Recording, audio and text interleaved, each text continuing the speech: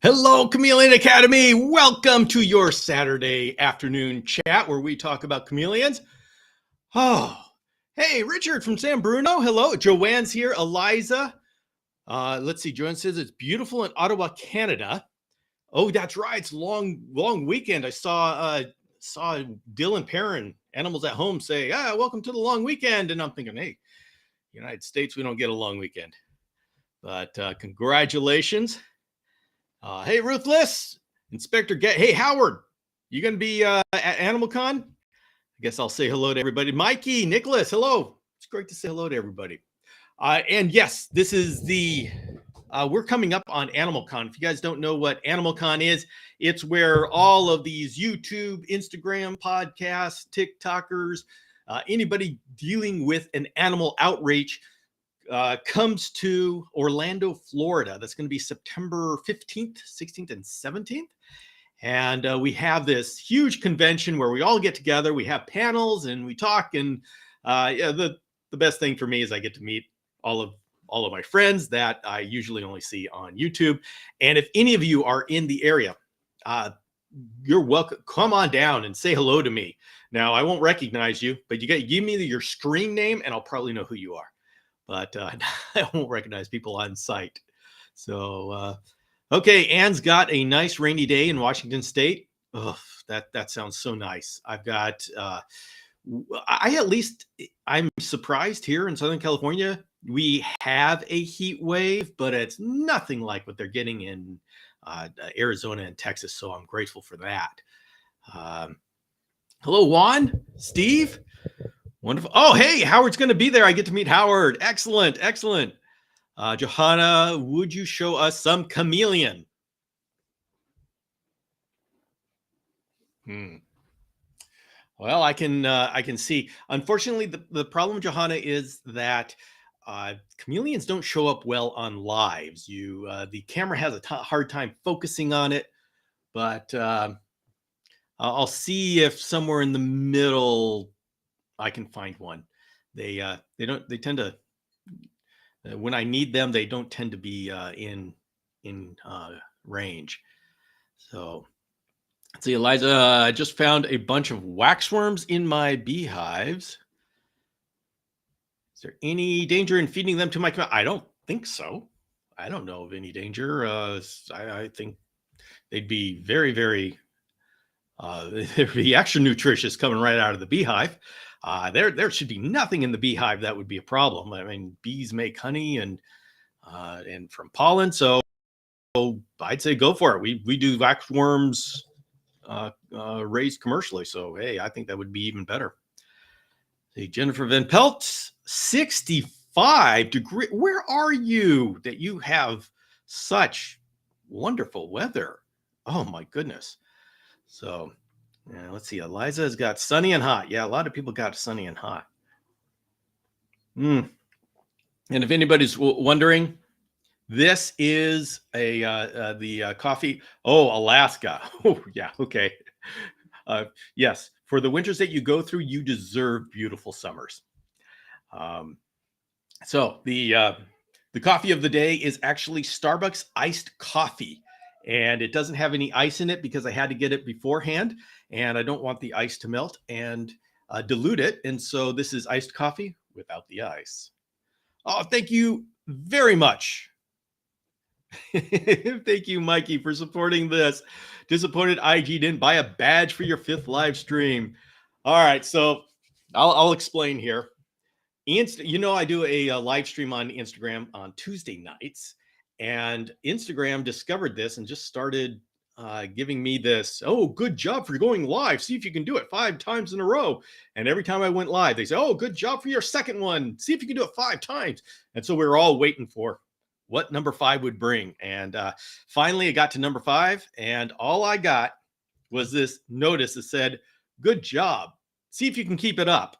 And so that was pretty much of a letdown for me and all of you who supported me and made that happen. We all worked together to get 5 lives in a row, and Instagram dropped the ball.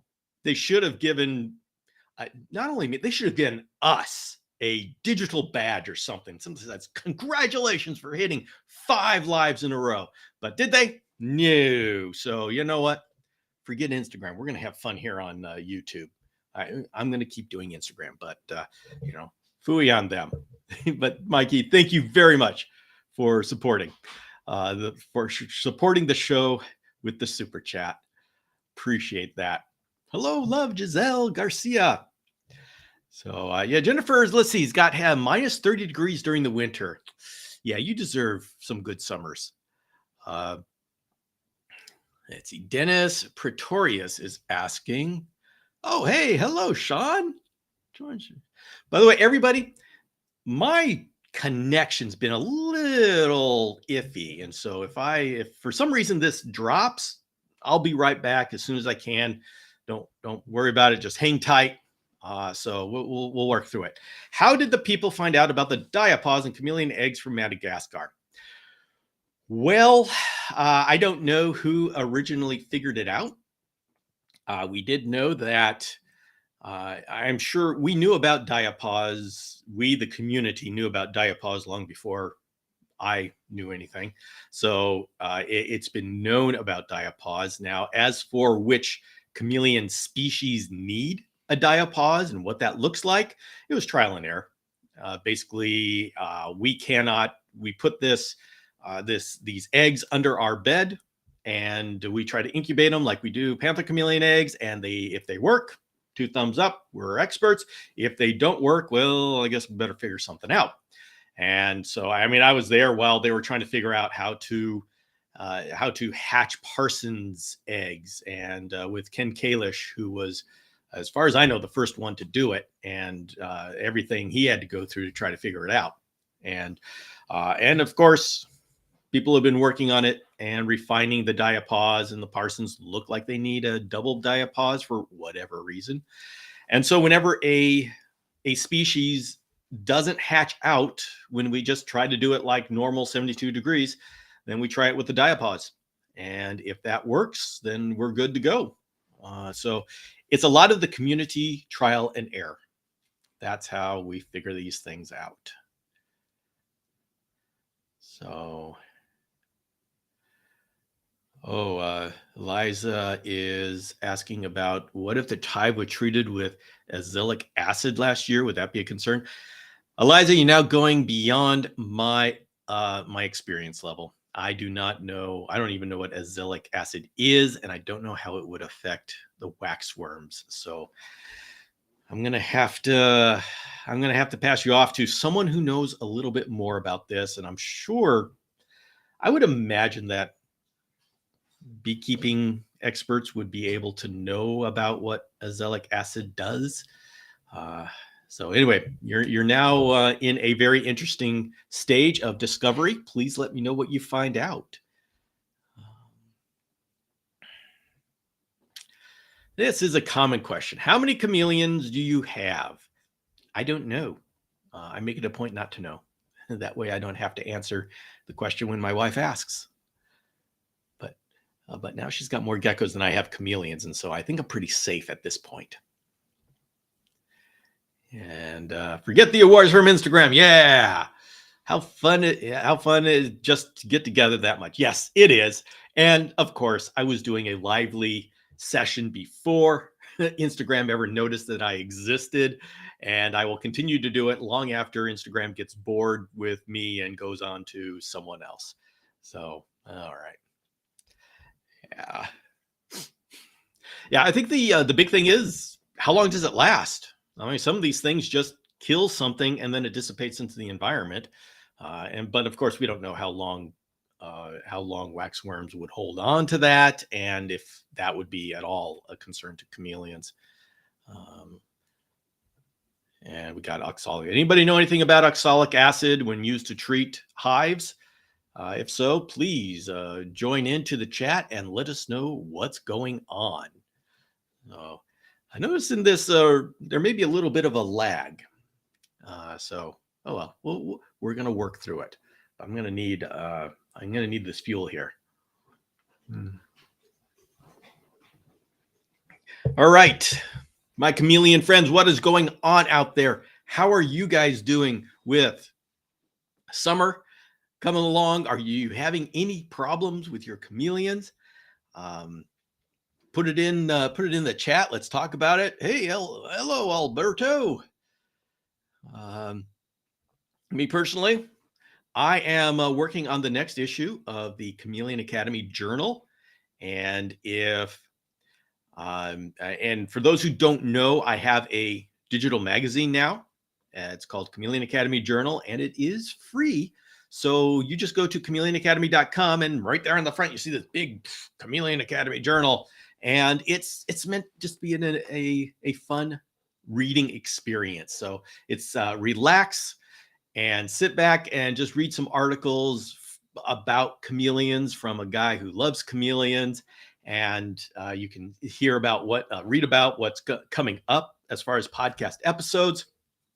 Get your cup of coffee and relax. But I am hard at work at the next issue, and I gotta tell you, this is so much fun making this thing. So I am looking forward to the next issue. I do it every other month because that's the frequency that I can handle. But the next one comes out October 1st. Yeah, October 1st. Let's see. If each chameleon was a tax deduction, we would all know the exact number. Yes, that is true. That is true. Nicholas is excited about the show coming up this next weekend. Yes, there's a show coming up this next weekend. Oh my goodness, I got to figure out if I'm going or not. I think I am, but I don't know for sure. And I don't know if I'm going to have Chameleons and Coffee broadcast from the show or later. And I think that all depends upon if Jan Stapala is able to come and join me next week. He's not sure if he can. The episode, the interview that I did with Jan Stapala about the difference in environment between the yellow crested Jackson's chameleon and the Machacos Hills Jackson's chameleon is coming out next Friday. And if he's able to come and be live with me for the Saturday show, then I'll go to the show later, because that would be so cool to be able to have a guy who went across Kenya looking at chameleons being able to talk to us. So I'm hoping he's able to do it, but we'll see. We'll see. And Miguel from Belgium. Hello, welcome back. It's good to have you.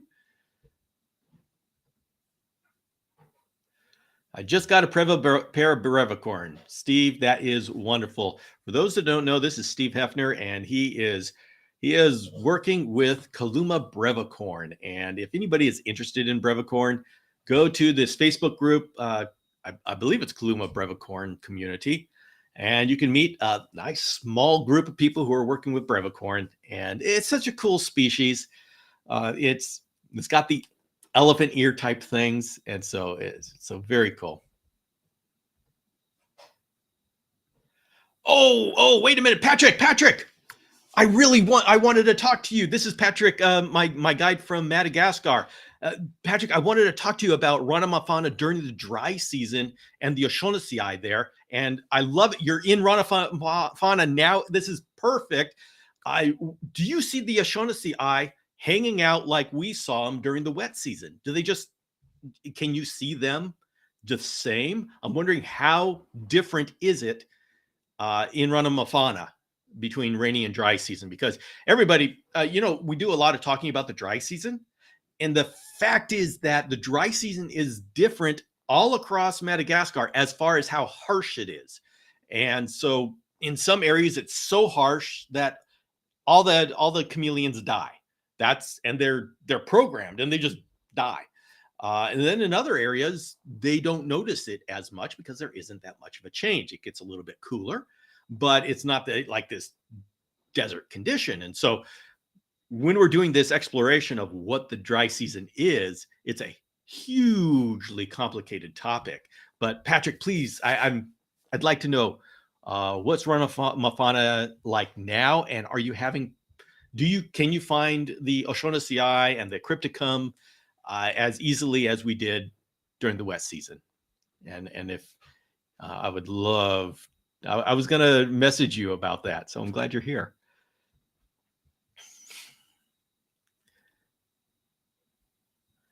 Have you ever bred cristatus chameleons, and are they egg bearers? Yes, I have bred cristatus chameleons, and they are egg laying. They are egg laying. Recommendations for keeping a growing Parsons: big cage. That's really it. They're the big cage and keep them hydrated. And they're really not much different than any other chameleon. You got to know that they're not going to like their heat lamps like a panther will. So you got to know the basic quirks of a Parsons chameleon, but they're really just a big chameleon. And so even though they're very, very, very expensive, the care of them it's just bigger than your other chameleons. Hey, Susan. What the cat? Christopher's in the house. Hello, Christopher. All right. Having trouble cooling down my house at night. I do fogging at night. Ideas on how to drop the temp while fogging. Turn on a ceiling fan. Wonder if that lowers humidity. Well, ceiling fan just moves air around, so it keeps heat from gathering in an enclosed area. To really get your house cooled down, you need an air conditioning unit. And we've tried all sorts of different things, but the one thing that works is an air conditioning unit. And I know not all people can just put an air conditioning unit in their window. I know when I was in Silicon Valley, and I had to move every single year for various reasons. I was renting up there, and I just have to move every year. Didn't plan it that way. That's just the way it happened.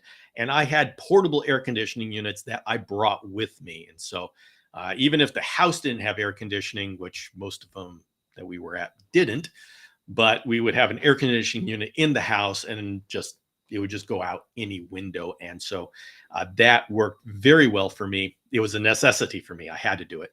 But it worked well. And so you can get these portable air conditioning units. You just roll them in. All you need is a window that you can put the tube out, so it has the exhaust.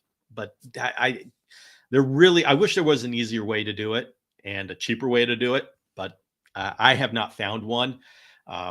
Air conditioning is really the only way I can recommend to do it, because it's the only way that I know really works.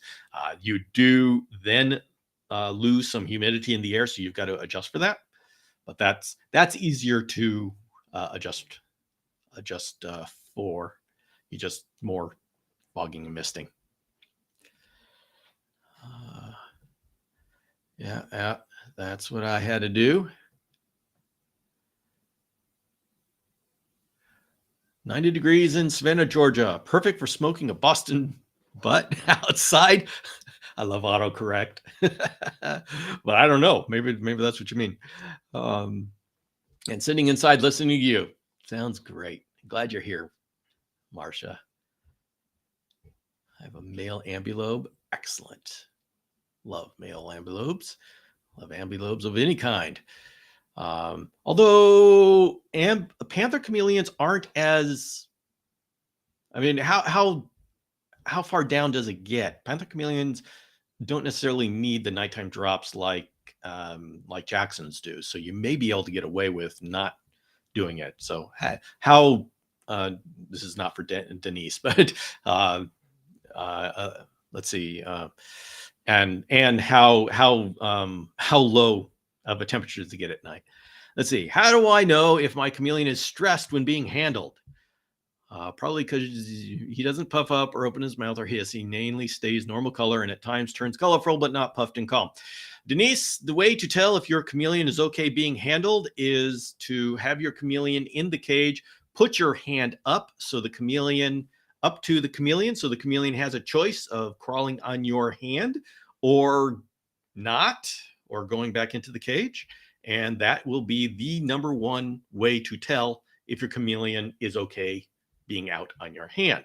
If you have to coax them onto your hand, force them onto your hand, then you are entering into the tolerance range. And this is where people, oh no, come on, you can do it. And then they have them sit on the hand, and they misinterpret chameleons not showing signs of stress as okay, they're okay with it, instead of they're just sitting there waiting for something to happen. When chameleons try not to be seen, and so they do a lot of freezing. They know they can't, and so if they don't think they can escape, they freeze. They don't move. They just kind of like this, and people interpret that as, oh, okay, they're okay with being handled. Not the case. They're stressed. So put your hand up. If they crawl onto you, then they're okay with it. And there are chameleons that will do that. You people, you just put your hand, you're sitting there like trimming the plants, or you're working with the feeding, or you're doing a little cleaning, and some chameleons will actually just crawl on you. That's a rare chameleon, but that's a chameleon that's okay with being handled. If they shy away, they're not okay with it. You're not okay with it. And most chameleons are going to be like that.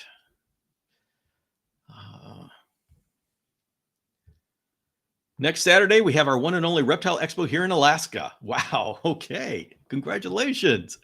How many people come to that? How big are the expos in Alaska? I'd be interested in knowing that. Joanne's getting a Nosy Bay. Excellent. Nosy Bays are wonderful. Oh, I really love them. Okay. Patrick says, yes, still easy to see. Send photos on Messenger for the next few days. Thank you, Patrick. I would love to see any of these photos, especially of O'Shaughnessy, because I'm focusing on O'Shaughnessy, and I want to know what they do during the dry season. And if the only difference is a little bit in temperature, I will be very happy about that, because I can recreate that very easily.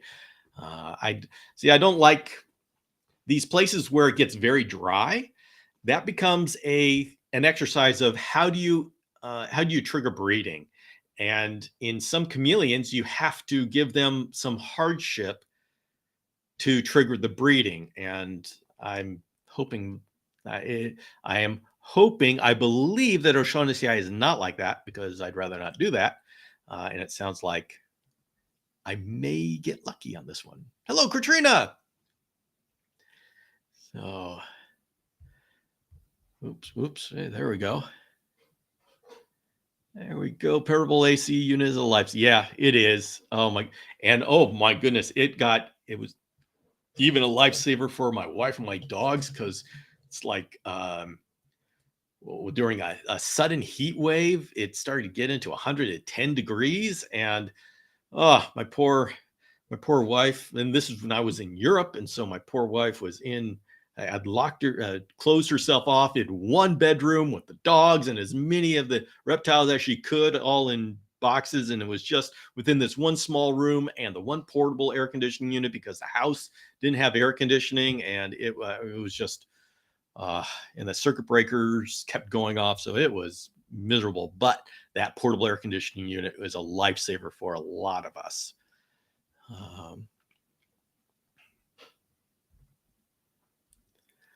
Okay. Trouble below. Yeah, it'd be nice if it could get below 75. But yeah, portable air conditioner unit just gives you the control to do whatever you want to, and it's great. Hello, Stephanie.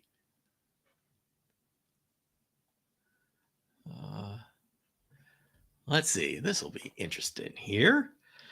I set up the most beautiful chameleon cage, watched your channel, but ended up getting a green tree python at the Animal Expo because I have a bad spine. Snake is low maintenance, feed 4 times per month. Yep. I have an emerald tree boa, and she eats once every 3 or 4 weeks. And so I feed once per month and clean up poop once per month. Yeah, I talk to emerald tree boa and green tree python people a lot, and they all say I'm crazy when they hear how much work I put into each one of my cages. Yeah, love that girl. Howard's saying I have 3 panthers and only one loves to be handled, where he comes to me when I open the enclosure. Yep. That's right. You'll have a bunch that say no way, get away, and then one just says, "Hey, look at that, a moving tree." Oh, yeah. Oh, hey, wait a minute. That's Jay. Hello, Jay. Bonjour. Good to have you here. We're just talking about.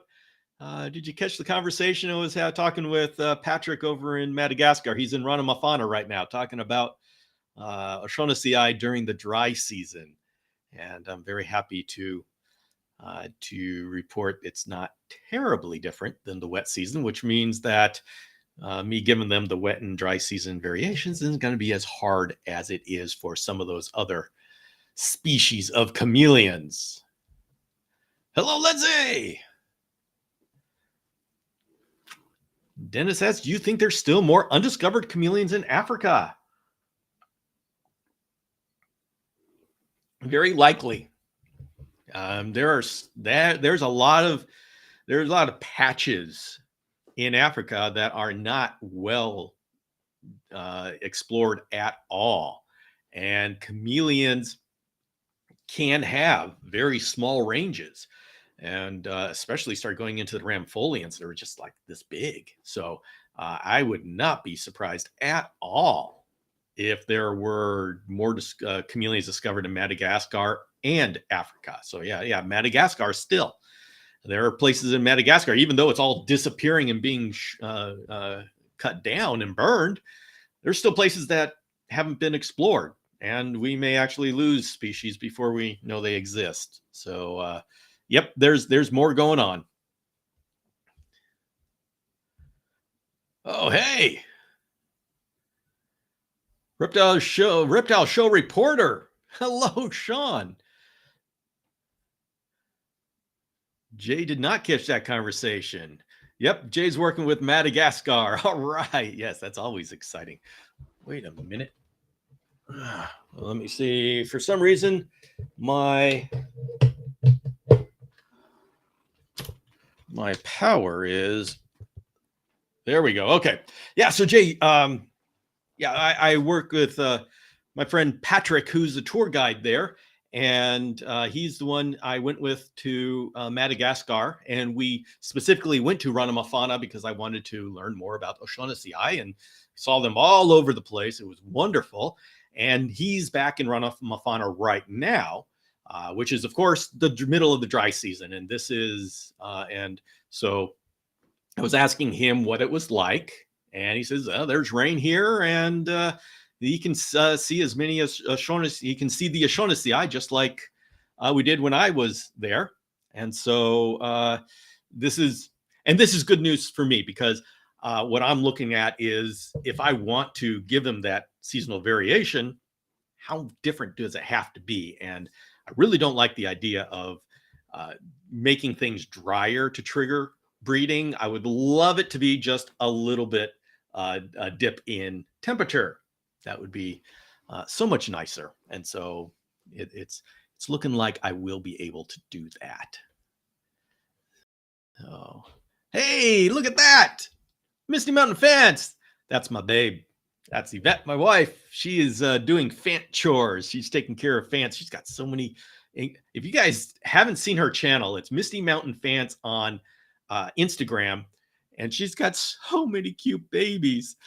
She can't. It's too hot to ship them out. And so now we just have a bunch of babies around. And it's wonderful. It's my little mini Jurassic Park. Oh. Do you have a way to mount plants of a leaf habitat? No. You're just going to have to be a little bit more creative and maybe have stands for the plants to lift them up. Yeah, it's a. I'm thinking about how to do it. It's not going to be that hard. I just need to. The problem with the leap is it doesn't have. It's got. You're going to have to do a strange bracket. So I've been thinking about how to do that, and how to do that officially. But I don't have an easy way to do it now. Branches are no problem. You can just attach them directly to the actual wall.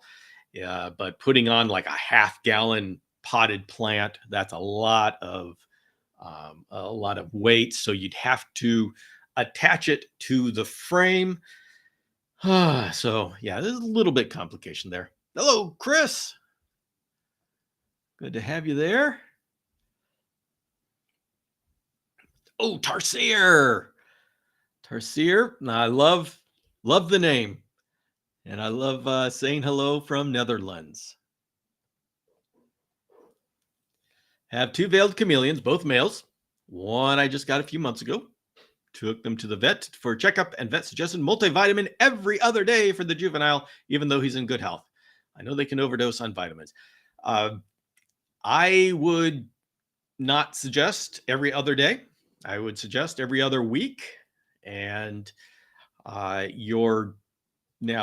that assumes that you have UVB, a UVB light. And if you have a UVB light over your veiled chameleon and they have access to UV index of 3, which is if you have a T5, 6%, you're going to have that, then they will be able to get enough vitamin D3 from the UVB light. And so you don't need to give all of those. You don't need to give a multivitamin. Now, your vet may be going off of just general reptile advice. And if that's the case, be understanding. They can't know everything about every reptile. And so just take it in stride. It doesn't mean they can't do veterinary stuff. And I say often we get a lot of old husbandry advice from veterinarians because they don't keep up with what we're doing in the chameleon community. And there's literally no way, well, not literally, but they really can't. If they're going to be a general practitioner, how do they keep up with all of these little communities that are just pushing the husbandry forward? They can't. It's not possible unless they are a chameleon. They're part of the chameleon community. So for everybody who goes to a vet and the vet gives them not the most up-to-date husbandry advice, be gentle with them. That's okay. You don't go to the vet for husbandry advice. You go to the vet for medication, parasite checks, for antibiotics, for analysis of medical problems. Be understanding if they don't have the latest in husbandry. And that's all I got to say. Let's we can give them a pass on that. Now they may have a little bit more confidence than they should in their information because they go to a database that is for veterinarians, but that database has old information often. So you just take it in stride. Know where to go for medical advice, your vet. Know where to go for husbandry advice, Chameleon Academy.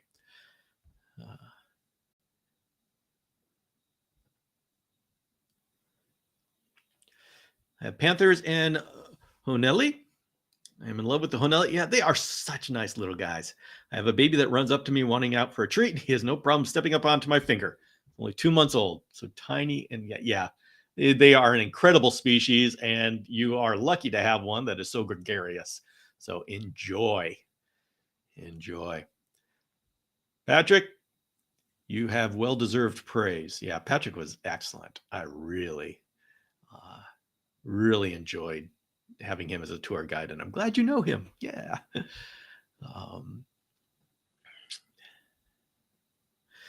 I can say fogging and misting is very effective in hydration. I've eliminated the dripper altogether, and both chameleons are having healthy poops. Also, you don't need as much misting. Yes, Chris, I'm glad you're seeing the benefits of fogging. I'm sure you've all heard me talking about fogging, and you may know that there's pushback in the community from the people that have misted forever, and they want to protect their ability to say that misting is the way to do it. And I just try out fogging. Just try it, and if it works for you, then you can join the rest of us. And it's the thing is, when you fog, you use a whole lot less water, so there's so many benefits in doing it. And it's not just something new for the sake of being complicated. It's actually working for people who try it, who give it a good shot. I mean, you get I get some of these people who are so stuck on day misting, and for some reason, fogging never works for them. But for people who have no baggage, so to speak, it works perfectly for them. So if you have no previous husbandry baggage, fogging will work great for you. Hello, Patrick. Let's see. I hate to say that I believe I may be a terrible chameleon owner. Oh no. Recently bought and created a bioactive environment, 30 by 12 by 16. That's a small, and it is flourishing, but I had it set up with the intention of putting a dwarf chameleon in it. Okay. All right. Aaron's got a lot going on here. We would go into the end. Appears to be about a month and a half old, but I'm very worried it will outgrow the enclosure I have it in before I can afford to buy the proper recommended size enclosure. It will grow very quickly. The minute you say veiled chameleon, get a 2 by 2 by 4 foot tall cage. Aaron, there's no way about it. Those things grow so quickly that if you are feeding it, that your 30 by 12 by 16 is just way too small. You're going to need to upgrade as soon as possible. Feel like I've failed my new little best friend already. You will have only failed if you don't upgrade. So just, you're going to have to find if you have to find a cage, a used cage, whatever, just find a cage. Even if you have to build a cage, chameleons don't care what the cage looks like, just as they just need that space and they need the interior. So even if you have to throw a bunch of wood and screen together and it looks horrible, the chameleon doesn't care as long as they get the space. So maybe that's something you can do in while you're working on getting a commercial cage. But if you're making your own cage, make it bigger than the commercial cage is, and then you'd have actually a better cage.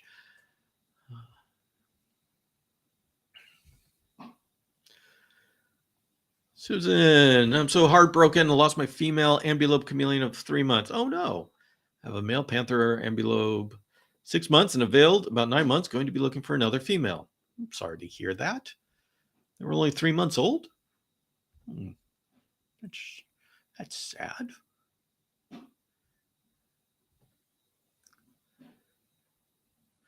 Anybody tried Me Dog for specific upper respiratory infection info in chameleons? Me Dog. What is Me Dog? I want to try it on my dog for skin issues. I saw they have it for chameleons. Oh, okay. This is this is way out of. I don't know anything about Me Dog. What is that? Is it an antibiotic?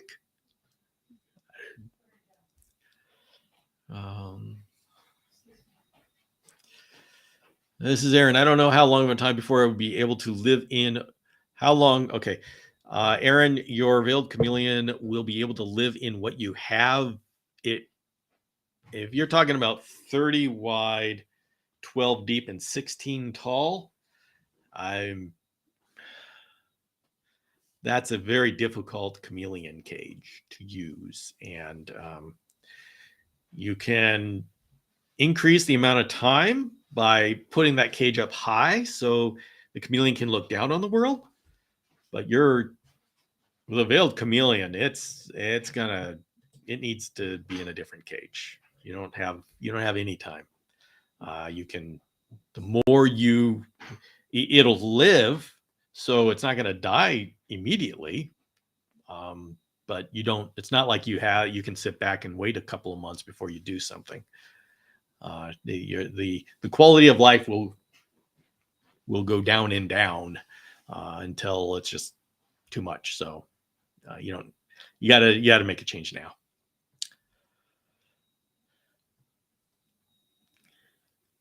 I trained my chameleon Orion to drink from a little dish made for my cat when he was a kid.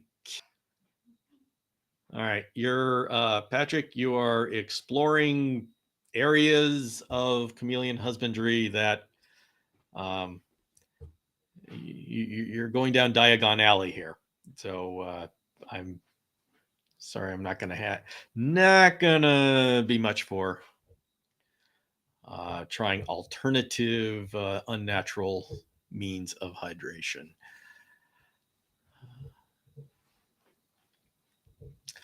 I bought a Verda orchid, a Vanda orchid. It says they're safe for veiled chameleons. What do you think? Don't know. I don't know. I haven't had any experience with the veiled chameleons eating orchids, but I don't know. I guess that's the question.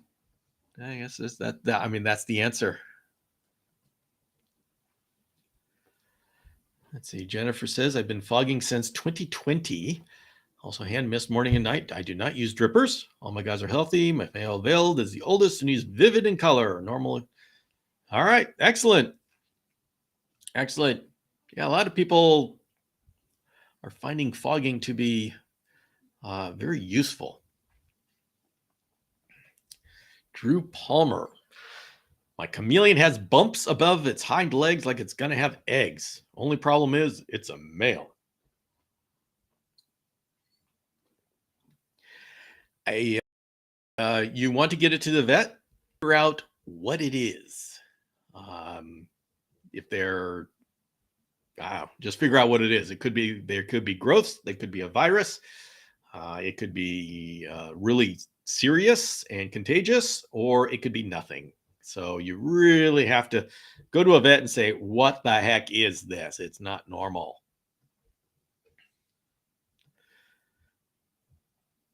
All right, Aaron, you have an option here. Dr. Stephanie.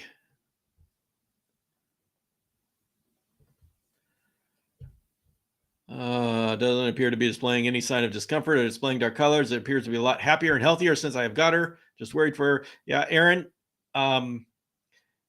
you're going to run into the trap of chameleons don't always show you signs of when they are going downhill. And so many people look at their chameleon and says, I can cut corners. I can do something that's against what the care guides say. Look at my chameleon. They are healthy. They are doing fine. And then the chameleon drops dead. They say drop dead for no reason. And yeah, we all know what the reason was. But Aaron, don't fall into that trap, man. I mean, seriously, I see it all the time. Yeah.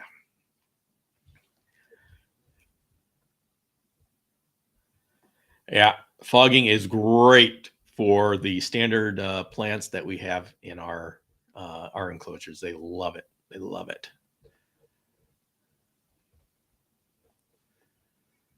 Let's see. Jeff has a question. Let's see what this is. Is gaping a normal behavior during shedding and a few days after? He seems back to normal now, but I still have an appointment scheduled. Chameleons will, when they're shedding, sometimes they will open their mouths and they will like big yawn to like break up the skin. But they should not be sitting there with their mouth open. That would be a sign of respiratory infection, something wrong. So if he's back to normal now, there may not be much for the vet to look at. And they would just have to go off of what you are observing with behavior. And this is a problem with chameleons. They hide their illness, and so when you bring them into the vet, they're hyped up on adrenaline, and they're not going to show the vet weakness. And so the vet looks and says, "I don't see anything." And so really, a lot of it depends upon what you observe when they are at rest. And so make notes, observations of the behavior, take pictures. That will really help out the vet to figure out if this is a problem or if it's nothing.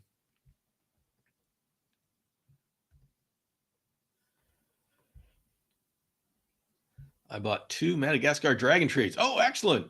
That'll be fun. That'll be fun. Have you done a send me pictures of your enclosure episode on YouTube? That would be interesting to see and to hear your constructive comments about them. I have not, but I would love to do that. That would be a fun thing to do. I mentioned it at one time that I would do that. If anybody here is would like an enclosure review and would be willing to allow me to, send me pictures and allow me to put it on YouTube and with full freedom for me to say whatever I want to, and you don't get your feelings hurt, I would happily do that for the sake. If I was able to do it for the community, I don't want to do individual consultations. That just eats up the time. But if it's a good representation of something somebody in the community would do, if I don't want to do this for in hugely specialty thing. It has to be something that would benefit the community, and then it would be fun to do something like that. So, if anybody wants to propose an enclosure for me to do an analysis on, I would be send it to me. YouTube's not a very good place. Instagram is a good place. Chameleon Academy, Chameleon_Academy on Instagram. You can DM me there, and we'll talk. I don't want to do. I'll do. Some of them could be fun to do. Hello, Krister. Welcome from Sweden. Excellent, excellent. Very good to have you. Let's see, Stephanie Creed. Fogging makes absolutely so much difference. So important for hydration. Seems to help nighttime drops as well. Yeah. Deanna's asking, do panther chameleons gape sometimes while basking? They're not supposed to. So if they're gaping while they're basking, I would look into whether that temperature is on the hot side. So that's the way they try to cool themselves off. Now you're saying, oh, well, why don't they just move out of the light? Yeah, you'd say that. But when we are really messing up the signals going to chameleons, when we break sunlight up into heat and UVB and daylight, so we have 3 different lights. And so their internal systems that regulate what they do can get out of whack. And so this is why we get some strange situations where they bask when it's too hot, and we're confusing them. So we need to take that into account.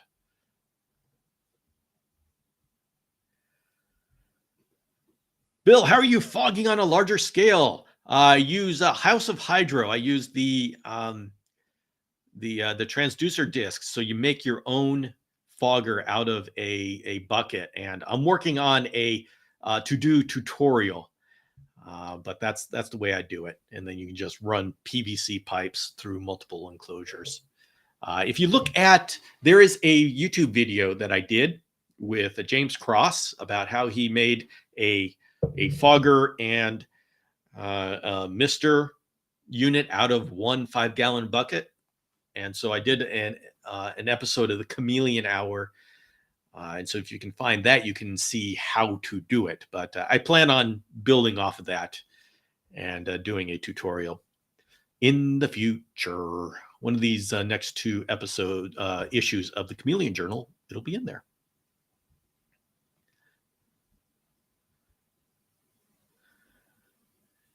Yeah. Mikey said, okay, I got some people who are up for a review. All right. Well, send me DM me, and I'll find a one that I think would be beneficial for everybody to hear about and see. And if anybody doesn't have Instagram, email me, bill@chameleonacademy.com. And if you forget that email, you just go to the chameleonacademy.com website, and there's a contact me page there, so you can get that to me either by email or Instagram.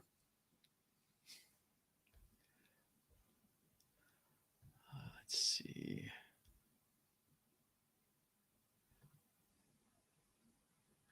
Repotted organic soil and wiped leaves, setting the dragon tree on a bucket to bring it up. Yep, that's the way to do it.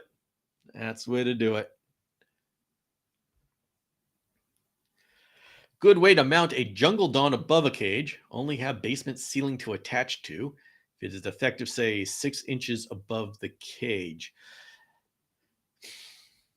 I would just put some like 2x4 wood blocks, and that's my go-to very simple thing. I get 2 foot lengths of wood blocks, 2x4s, and I just put them on either side of the top screen and just lay it on there if you want to get some height. It's one way to do it. What the heck, James? We were just talking about you. Just talking about you. Yeah. Jay's asking, can you put a huge screen cage outside in natural sunlight? Cage has plenty area with shade. The source of water here in Arizona can easily be over 100. No, I'll answer this generally. How big? When you say huge screen cage, what do you mean by huge? Now, here's the thing with outdoor screen cages. Outdoor cages, wonderful to get that sunlight, that natural unfiltered sunlight. I use screen cages extensively outside. The important thing is to realize that sun is so incredibly powerful. And you fall asleep in the sun, or you stay. I mean, if you're in Arizona or wherever you are, Arizona, you just walk out there and just sit there in the sun unprotected, and you are in a world of hurt. Not too long, you are burned, and it can be deadly, easily deadly. And it's the same for your chameleon. So the important thing is that there is copious amounts of plants and shade so your chameleon can get away from that. And you have to be very careful about the floor of the cage. If it's a solid floor, the sunlight can easily hit the floor and bounce back up. And so you can just, you'll have your chameleon that's getting it from both sides. So the best thing to do is to have a soil floor and a large cage that's heavily planted. So Jay's saying a 2x2 by 4 foot tall cage. Yeah. So that's not a huge cage for when you're talking about the sun. I have a number of 2x2 by 4 foot tall cages that I have for my outdoor chameleons, but I have them on 1 foot deep planter boxes and wheels on the bottom. And so I'm wheeling these guys in and out in the shade and making sure they only get sunlight until about 10 a.m. in the morning. And then they're under the patio so they don't get sunlight after that. Because that size cage is not big enough to handle the sun. And when you're talking about 100 degrees, that's serious stuff. So when I have my chameleons outdoors permanently, it's at least 3 feet wide, usually 4 feet by 4 feet by 6 to 7 feet tall. And it has a huge hibiscus in there or whatnot. So it is, when you get down to the soil floor, it's almost dark. Because it's got so much shade, and then I have the misters going on, and so it's really just giving me a nice, cool dampness down there. So for your 2x2 by 4 foot tall cage, it would work if you bring it out and it's under a patio, and so it will get direct sunlight in the morning. But as soon as it hits like 9 a.m. or whenever it starts to get into the 90s, that your cage is blocked from the sunlight. Now, how long it can stay, even though it's not doesn't have the sun, it's got 100-degree weather. So, that's difficult for most species of chameleons. You start to get to Antimena, Ustuleti, Vericosis, they start to be able to handle that kind of stuff. But panther chameleons, that's a little much. Veiled chameleons, that's much. Jackson's chameleons, it's deadly. So you got to be careful, and misters are very useful. I have an outdoor misting system that I use for mine. So, oh, Joanne, thank you very much. Really appreciate that. Appreciate this. It's a super chat support for the show. Let's see. We'll have to get my basking lamp on a separate timer. I have leaving it on 12 hours because I figured it was only a 25-watt bulb. Now I feel, well, yeah, it I a 25 watt is not that bad. I mean, that's not that powerful. And if if it's in a screen cage, you're not really hurting anything. Uh, I would say go ahead, put it on a timer because you don't need it on for 12 hours, but don't feel bad about it because unless you have a hybrid cage or a glass cage and it's heating up the entire area and the heat can't get out. Okay, so that's a bad situation. But in this case, you're probably, how's the temperature inside? That's really what you got to look at. Yeah, I'd say just keep it on for the time that they need to bask because that's what the chameleon does. They from the cool night, they warm up under the basking light and then they go off and they don't need the basking anymore. I mean, as long as you have reasonable temperatures.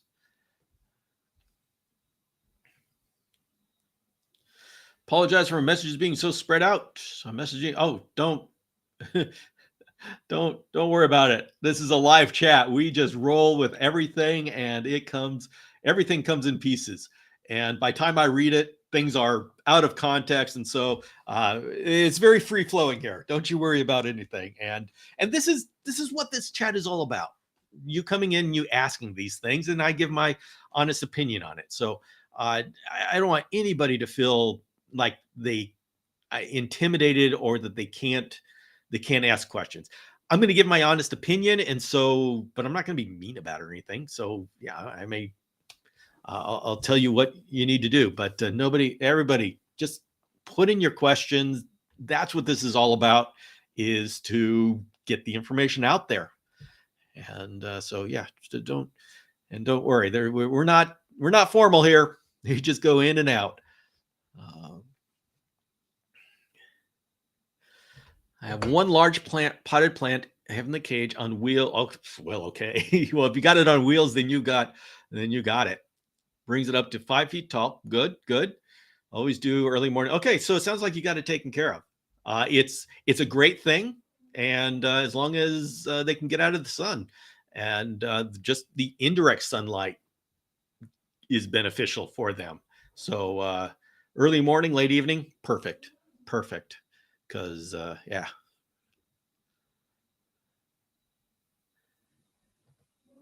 And if you have a Mr. J, that works great. Susan's raised chameleons. My baby girl that I lost seemed like she had a neurological disorder. Move different, act different. Is this possible? Yes, absolutely possible. Chameleons have just the same variation as humans or any other living animal. Not things go wrong, and so one baby can have issues that the other babies don't. And even if we're talking about a nutritional deficiency, some babies in those eggs will get everything they need and some won't. And so you get birth defects, and yeah, it's absolutely possible, and it happens all the time. And and here's the important thing: we're all here to learn, and this is really what I want to be here for, is for the people who are just starting off. If you are intermediary, or you know the community, then you know where to get help. But if you're just starting off and you got questions, that's what this is for. So come bring all of your situations. I know it is so confusing out there. There's so much information, and in a way there isn't enough information. It's like, and the problem is that most of all of these sources of information are just copying bits and pieces from other places that copied bits and pieces from other places. And so you're getting you're getting somebody has some information and it's used all over the place out of context. And so even though it looks like there's a lot of information out there, the fact is that it's it's like echoes of the original information that was old. And so it's very difficult to really find a solid source of information. And I got to admit, I mean, I say Chameleon Academy is something that I work very hard on to make sure it's up to date information. But the fact is, sometimes that is overwhelming. Sometimes that is confusing. And so that's what I'm here for. That's why I do these live sessions. Is if you go through all of that and you say, "What the heck? I don't get this." That's what I'm here for. These are like office hours, and so I'm here to help. Ask your questions. Ask your beginning. You're doing things. Here's a place to ask it.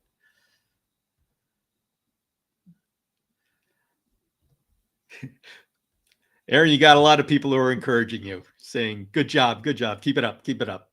And yeah, you learn, you go through it, you learn, and you do better the next time.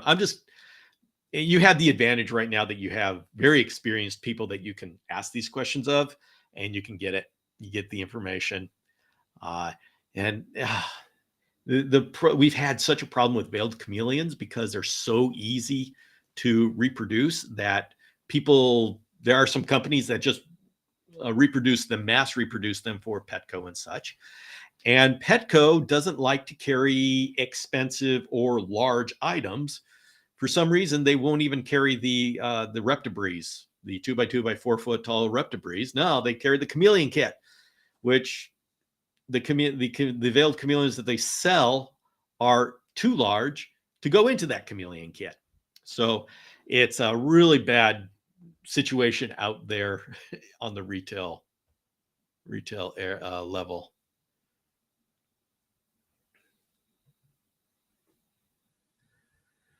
I leave my chameleons in the garage at night. Temps are in the 70s. I live south of Tucson. During winter months, I bring the whole setup inside. With temps like that, is it safe to leave the cage in the garage? In 70s? Oh, absolutely. Yeah. You can. Jay, what kind of chameleon are we talking about? What did you tell me? What species? I'm sorry if you told me what species. I missed it. Let me write down what species you're working with, and then I can give you a much better answer. But if you're talking panther or veiled, 70 is, especially panther, 70 is fine. With veils, we try to get them lower at night, but they'll do fine. They'd still do fine at 70.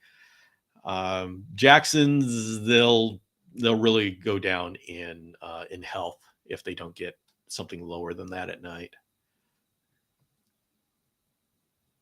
So any advice on what kind or how to get trailing or vine plants to grow on the back and side of inside cage? Lots of light.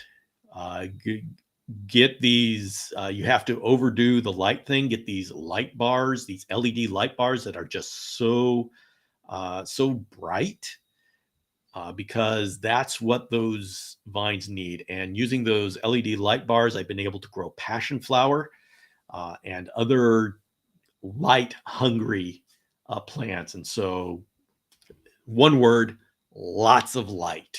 Overdo the light, not overdo it, obviously, but really give a lot of the light. I use multiple LED bars. It's very expensive, but I love what it does for my cages.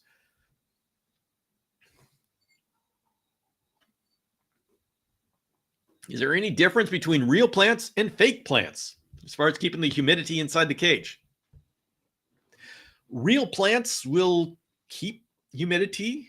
Fake plants will not.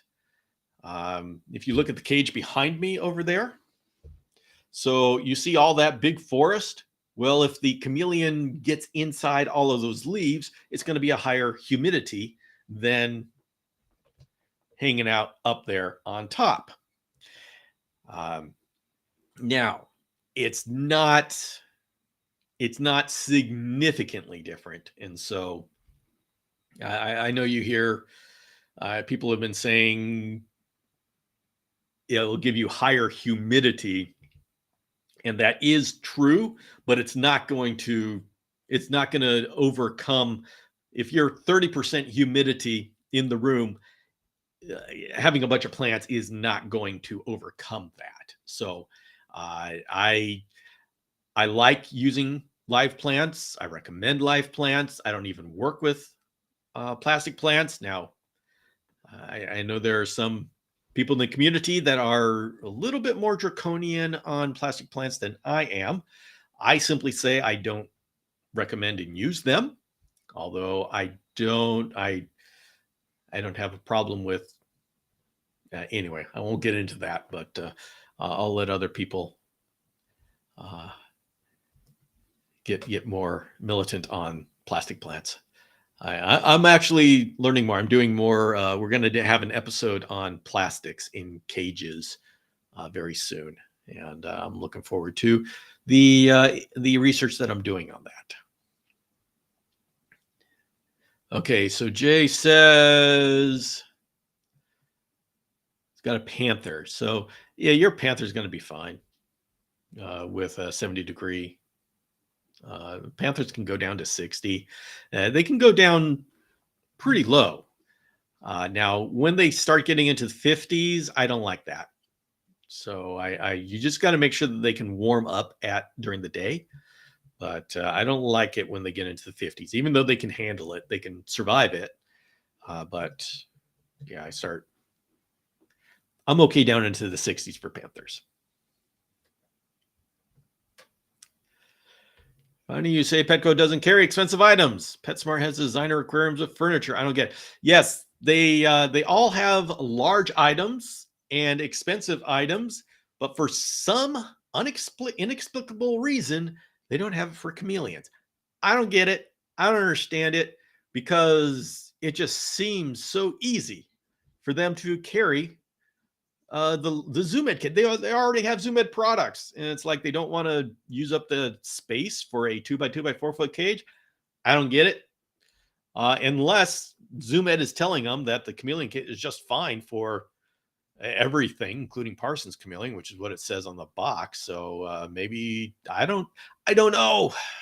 Anybody from Petco, can you tell me why corporate doesn't allow you to carry large chameleon cages? I mean, you got large stuff there anyways. So yeah, good question.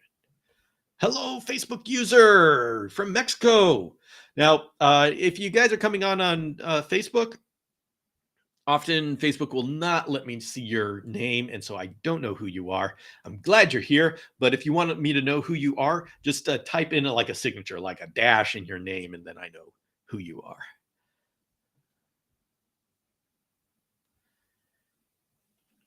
Got a panther chameleon when I got him and put him in the enclosure. A couple of days later, I see him eating branches and dirt from the plant. What can this be? Emiliano? We don't know. This is called panther chameleons are known to like taste branches and shoot on branches. Some of them do it, some of them don't. Most of them don't. Some of them do it. And as for eating dirt, geophagia, we don't know why they do it.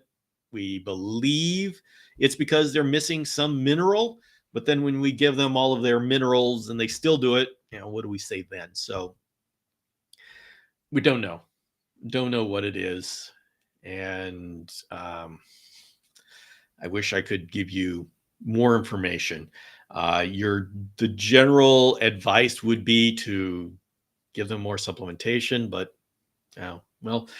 what supplementation are you giving? We may as well try that because it's the best we have. So if you want to just put into the chat what supplementation you've got, and we'll see if we can figure out anything from that. Who do you recommend, or where would you get a 6-month-old Ambulobe Panther female? I have worked with a number of breeders that I trust. There is Fram's Cams. And if you want to get one from Fram's Cams, you can use the coupon code ACADEMY for $25 off. I've worked with Ipardalis, who does really great with the yellow body blue bars, and now is in red body blue bar.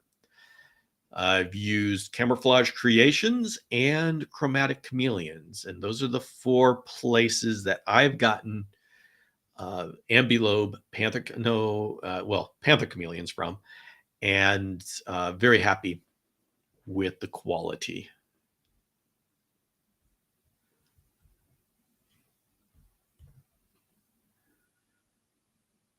Aaron, recently discovered your channel, learned so much from you.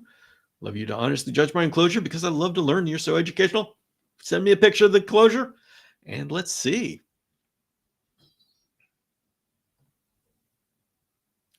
Patrick, I live in California desert climate. I've had very good results with using real plants to get up humidity levels up. Also, I have topsoil bottom instead of a bare floor. That makes so much difference. It is huge, the difference that it makes having a soil floor. And wet it in the evening along with watering the plants. And if you can make it so the bottom is, and this is for everybody. I don't Lindsay's probably doing this already. If you make the plants so they're thick above the soil, so the soil is shaded, then what you've done is you've created a gradient, so your chameleons can get the heat and the sunlight up there, and when they're done, they can hide from it where it's cool, moist, humid, and dark. It's magic. It's the controlling your gradients is magic when it comes to chameleon keeping.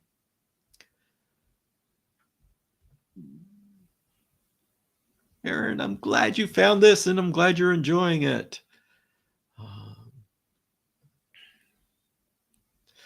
My failed eats the dirt in my cage. What would you recommend to put over the dirt? I would recommend trying to figure out why they're doing it and how to stop them from doing it instead of to keep them from doing it.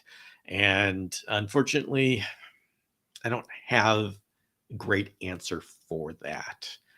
As for how to do that, if you want to put something over it, I put those large rocks that are too big for them to swallow, too big for them to chew on, and you can put that on the top. That's one way to keep them from doing it. How is a true chameleon project? Periplaneta, I think you're going to be very happy with what I've got planned coming up. Can't talk about it, but I think you will enjoy one of my next moves. And I look forward to being able to share that with everybody.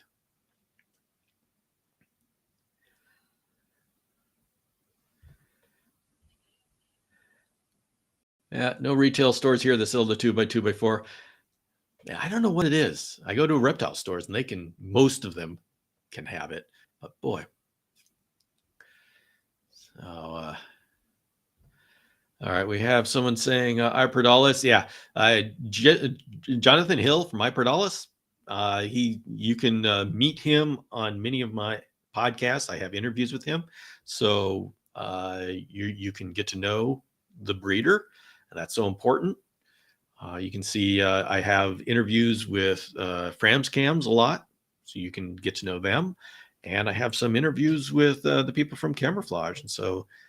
Just going to the Chameleon Breeder podcast and look through the history of episodes, you can learn a lot about the breeders. So,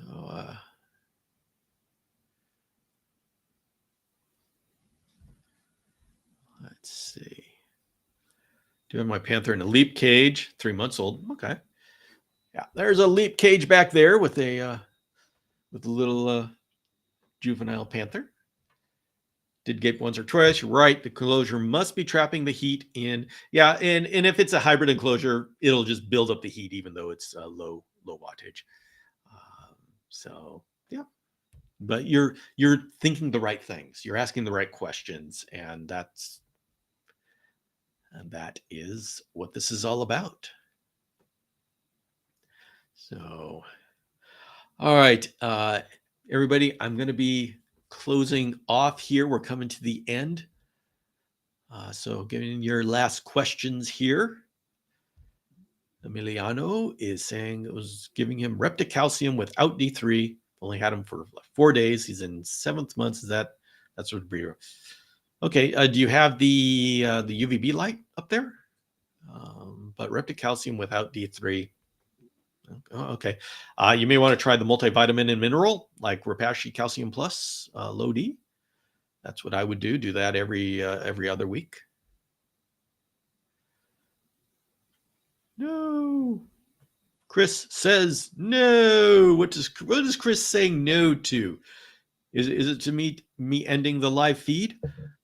I am glad to hear that people are not wanting me to end. Let's see. One last question here.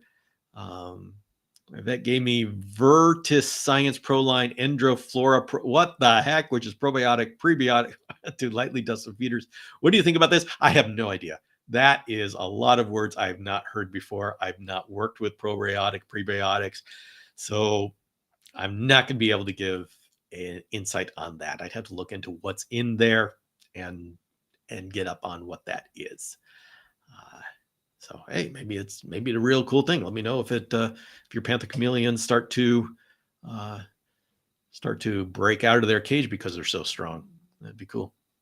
So, oh, thank you very much, everybody. Let's see. We'll do this one last question. My 1 year, 6-month-old male panther is not showing the colors his father had. Is his age still not old enough, or is this going to be permanent color? He is old enough. That is going to be his color. They do change a little bit during from this point through old age, but not a whole lot. So what you've got is what he's going to be. And yes, that's the thing about panther chameleons is there's a lot of variation in the eggs. And so the breeders use the brightest males so to give you the best chance at getting great color. But of course, the female is 50%, and all of those genetics, you just don't see what's there. So no one can really control that. Breeders try to get really refined lineages. But yes, every offspring is going to be different. And it's really, you can't really predict it. So, all right, everybody, thank you. Thank you very much, everybody, for being here. I'm glad you're here. And what should we all do? I always say, do something. I don't know.